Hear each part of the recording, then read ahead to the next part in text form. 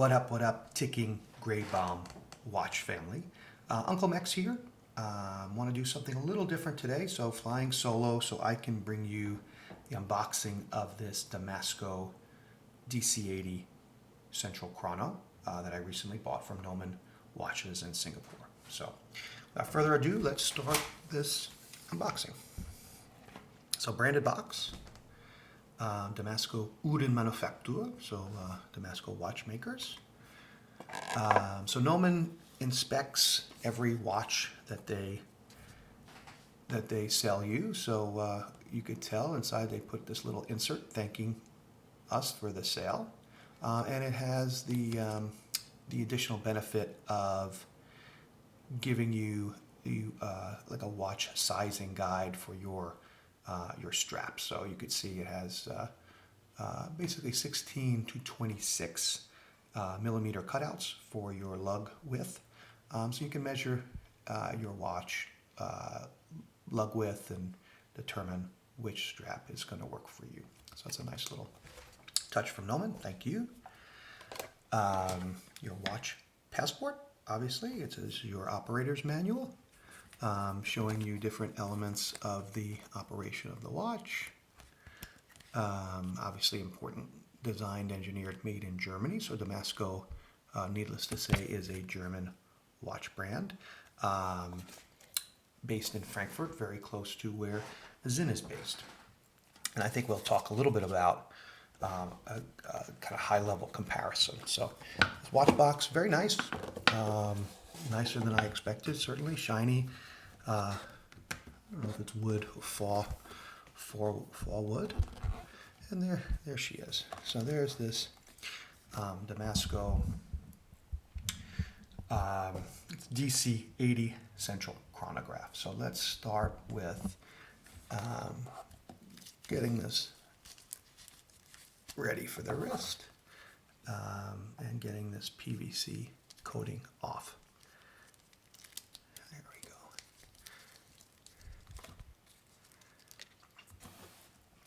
So again, I think it's a really aesthetically very nice watch.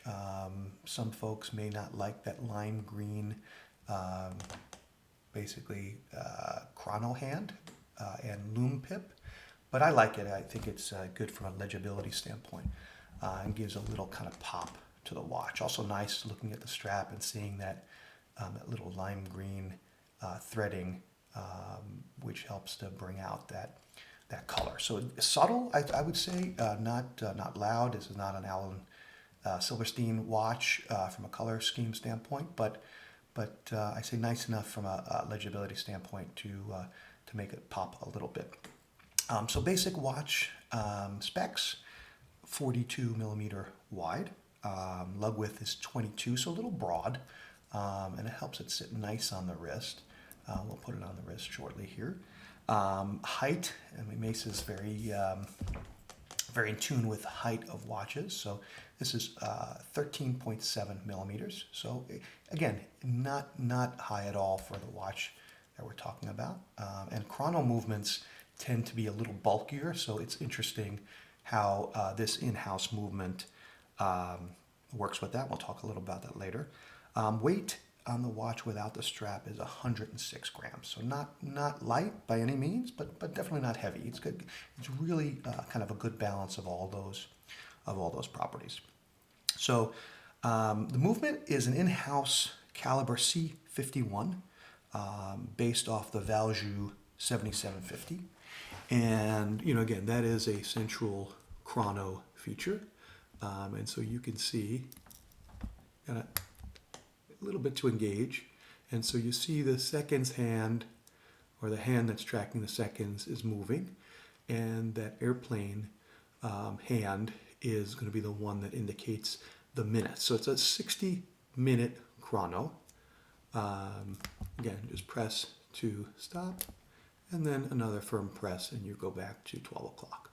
Okay, so we'll start that. Obviously, you can use the chrono as a seconds hand because the watch is just has the hour and minute hand to operate. The bezel is a bidirectional, okay, bezel, good movement here, very kind of good play. It's not at all jangly and kind of firm. Get it back to the 12 o'clock position there.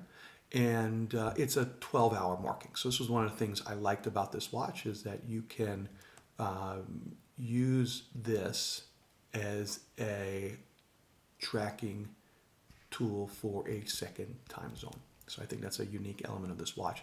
There are other models of the DC-80 that have the 60-minute marker, which you use, I guess, more as a dive function.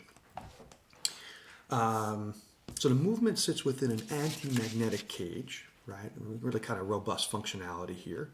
And that anti-magnetism is resisted up to 1,000 Gauss. So obviously we know that from the context of the Milgauss, the Rolex Milgauss, which was recently discontinued. So I'd say that this is a good way to get some value and functionality now that the Milgauss is going to be a little harder to get. So the case is ICC hardened nickel-free steel.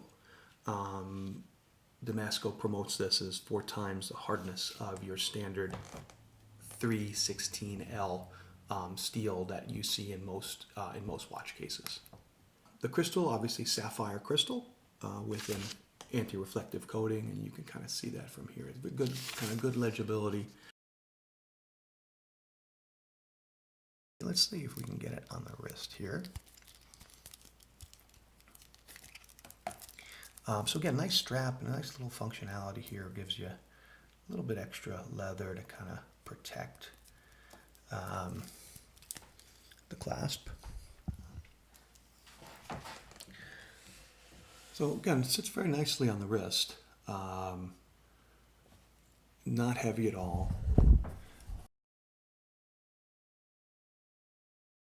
So ultimately very impressed by the value that Damasko seems to have squeezed into this DC-80.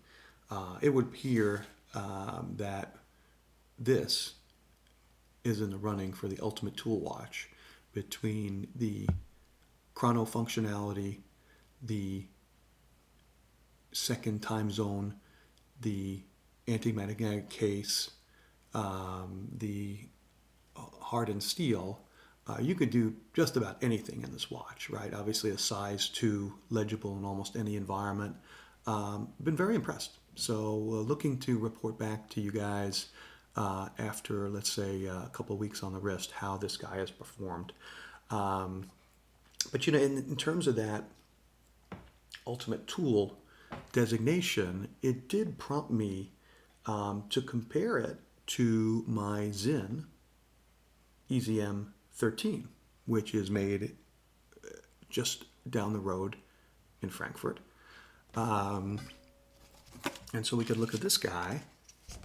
Little different, right? I mean, the bezel is very crowded in comparison. I mean, I enjoy wearing this, and this has really done some good things for me in the past. I mean, but this has it's kind of a dive timer. Left-hand chrono, which is nice from a functionality standpoint. But it's a thick watch, right? So this is a 41 mil, so a little smaller. Lug to lug is 20. So again, a little snug. But case thickness is 15 millimeters, right? So, and because of the chrono, Sinn's chrono, it kind of bulbs out a little bit, making it sit a little fat on top of the wrist. So I don't think this is going to be a favorite of Uncle May's. So aesthetically, looking at these two watches side by side,